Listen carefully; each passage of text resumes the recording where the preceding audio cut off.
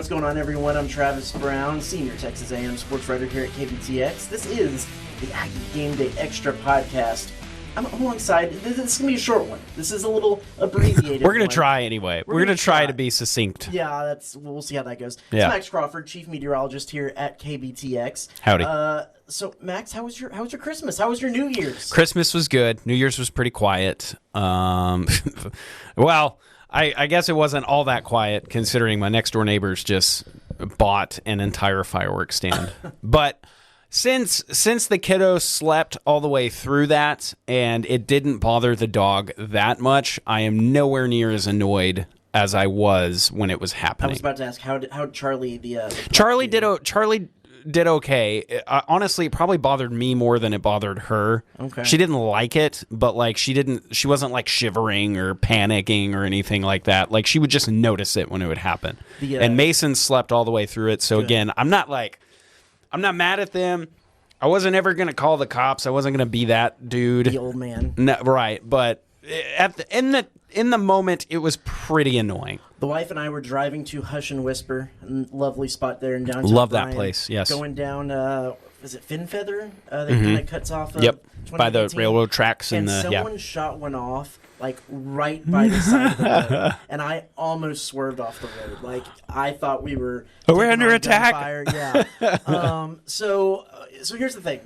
I wanted to just throw a little podcast in because we haven't done an official one here in like a couple weeks because of the holidays. But I had a story. I have a good story for you. Oh, good. And so it starts at our company Christmas party because our lovely higher ups, admins, they do a nice little door prize raffle for our Christmas party.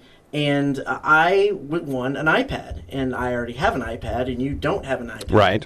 So I gave you a little deal on an iPad. By the way, how's the iPad working? It's going great. I still need to figure out how to optimize my use for it, because I've never really had a tablet of my own that I've been able to justify having.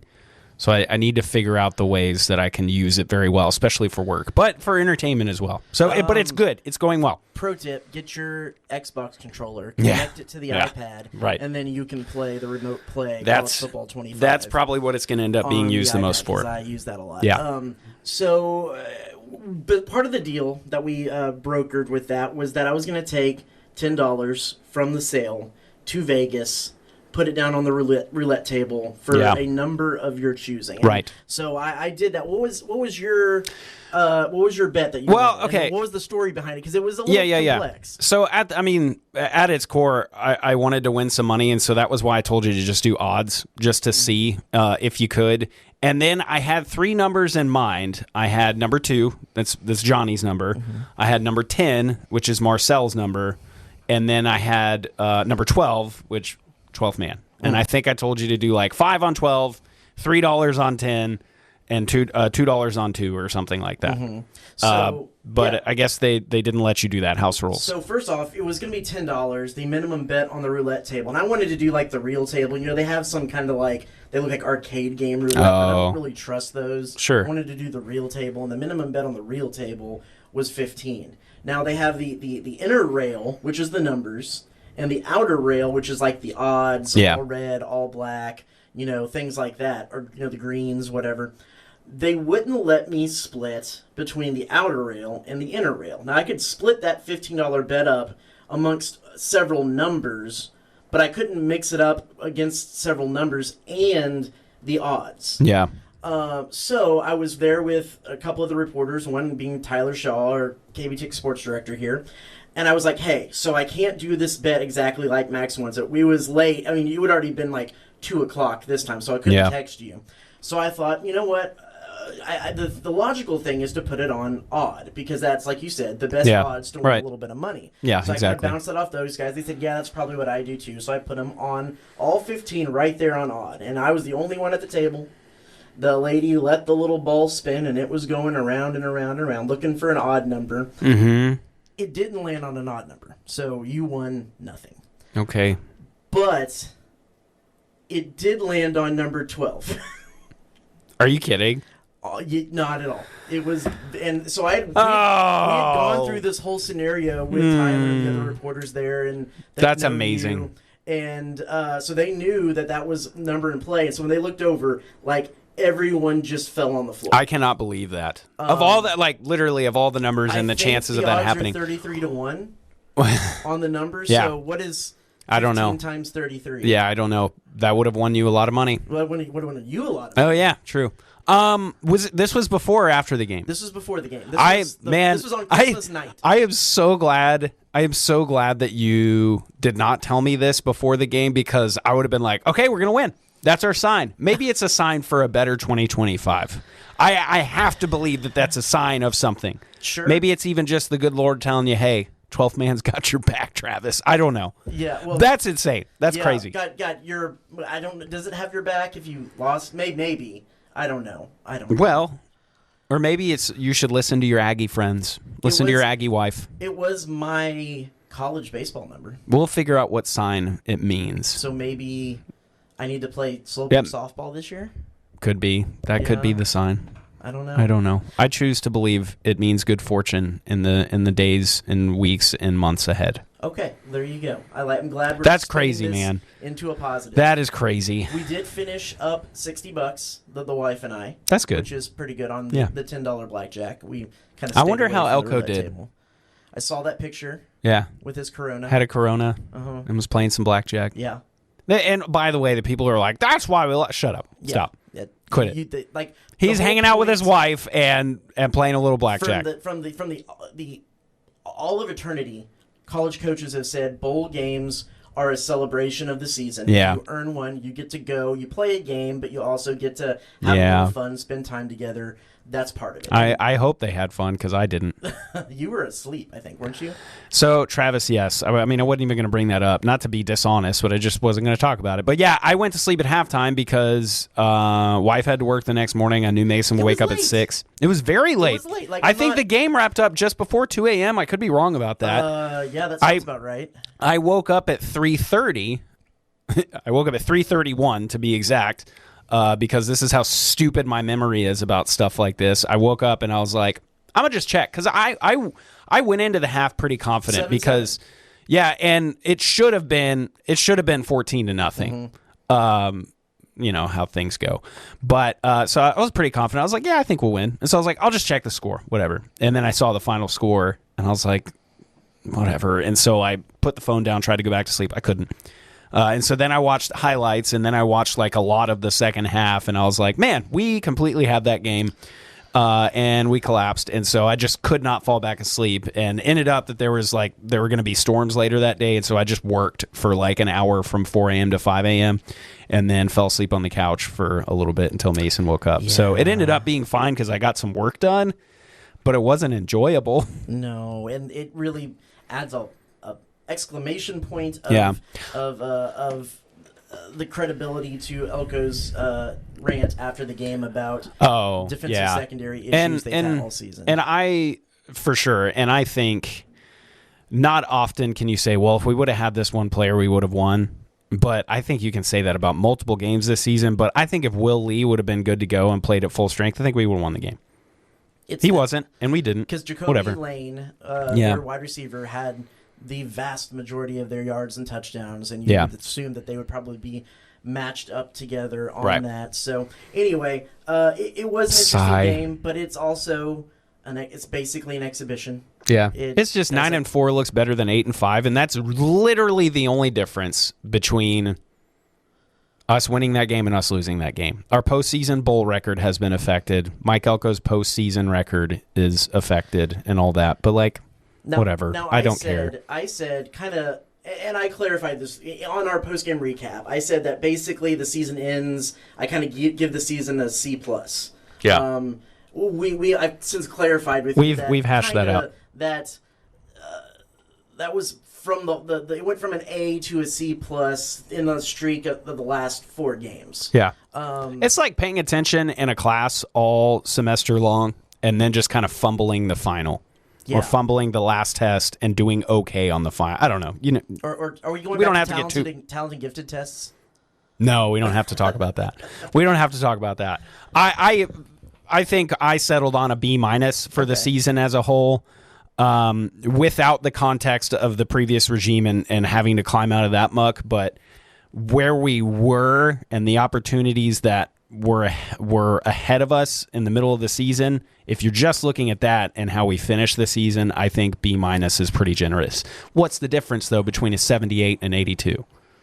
I don't know. Not that much. You one of them you got to rent a free movie from Blockbuster, and the other one you didn't, I think. Okay. Yeah. Back in the day, did you ever do that and get the little? Not Blockbuster. We had a Six Flags thing.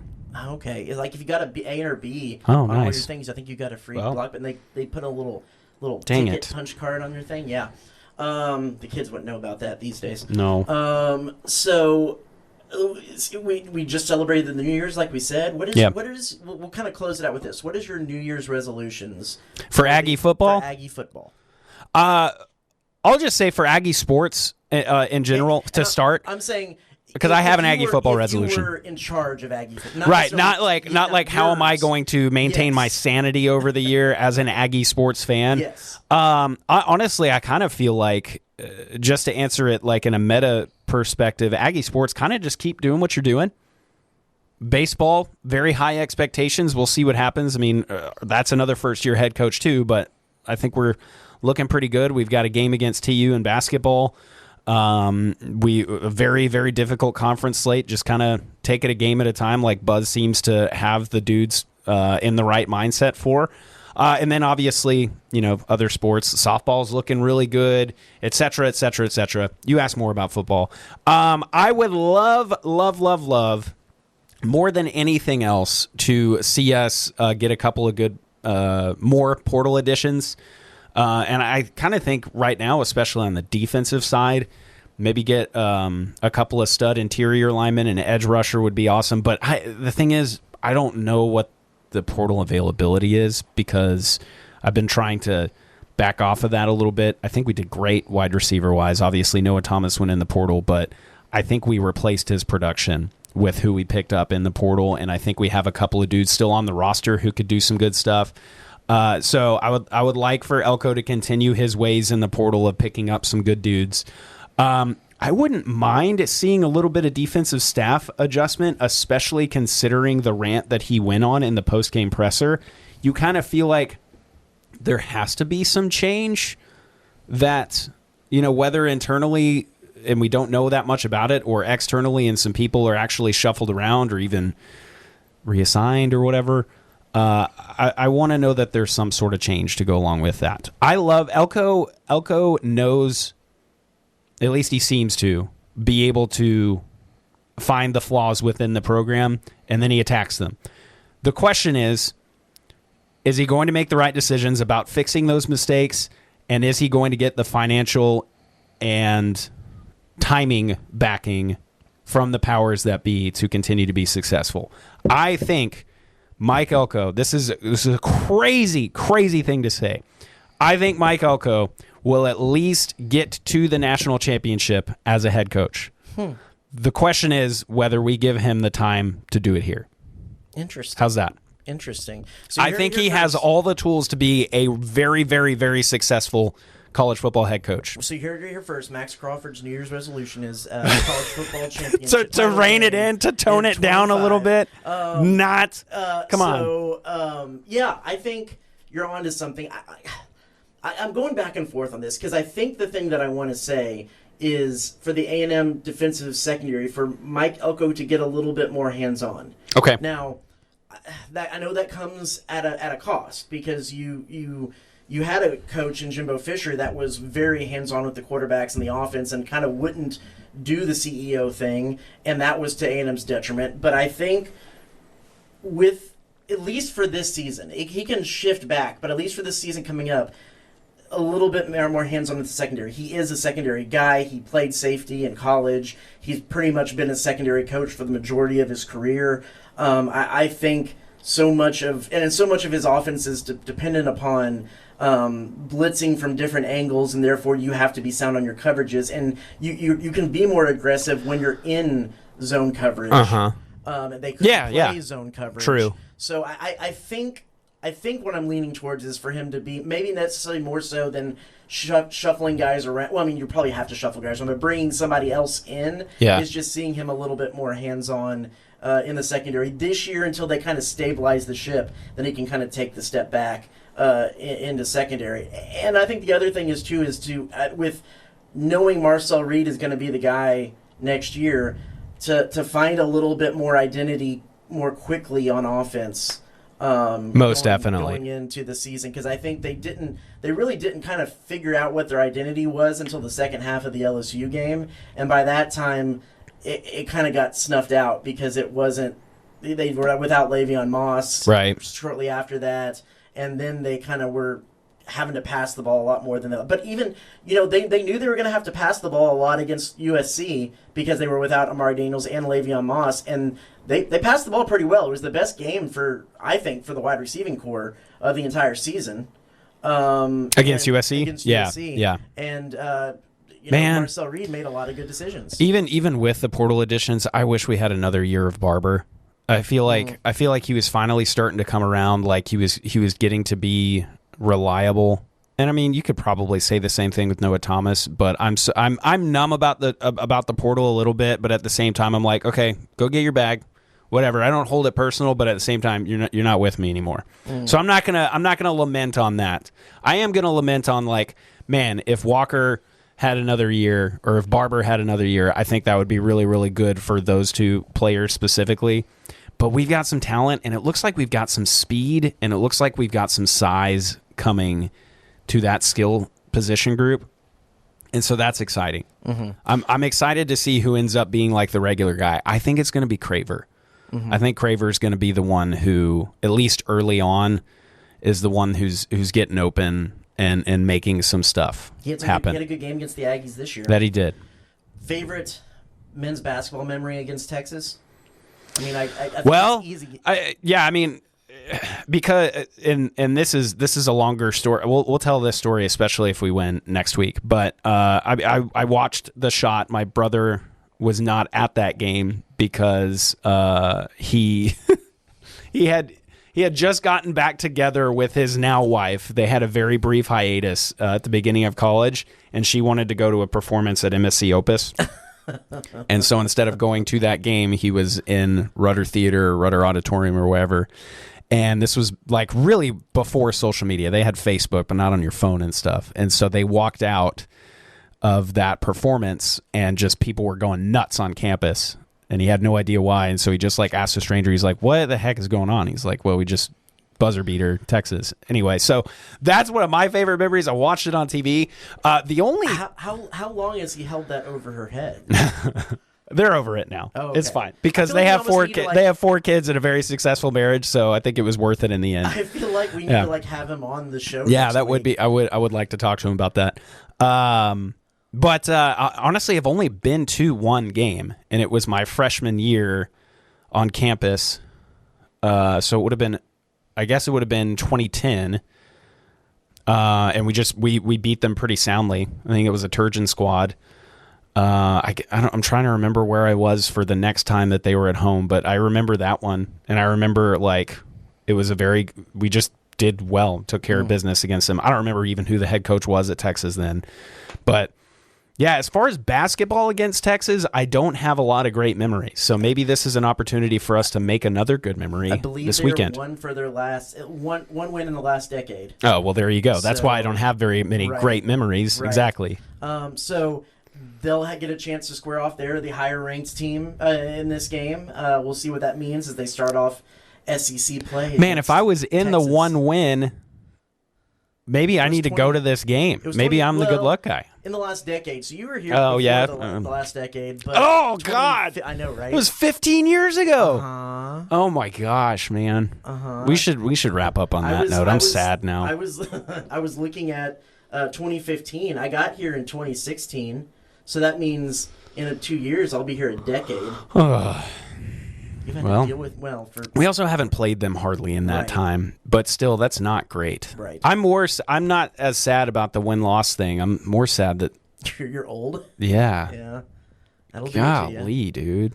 Well, on that note, let's get out of here. Thanks for everybody for joining us for an abbreviated one. We wanted to have a little bit of a placeholder. People are still out of town, kind of getting back in from the holidays, and we didn't have dedicated ones over the last 2 weeks, so wanted to make sure that podcast feed was filled up. We'll be back next week with like a full real show. We'll talk about what happened in that Texas game and kind of lean a little heavier into the men's basketball season with one of our other KBTX sports friends. Yeah, we're still going to talk football. We're still going to talk some football. We'll probably start talking a little baseball too, a little baseball, softball. A little diamond sports. I don't even know how, and we were there at the same time. I really don't even actually know how well Tyler fared in his gambling endeavors. So maybe we'll get into a little bit of that as well. Looking forward to it. So be sure to check KBTX.com for all our coverage of the game this weekend and some football wrap-ups as we have posted up there. And we'll be back next week with the Aggie Game Day Extra podcast. I'm Travis Brown for Max Crawford and, like Tyler Shaw and everybody else. Yes. We'll see you.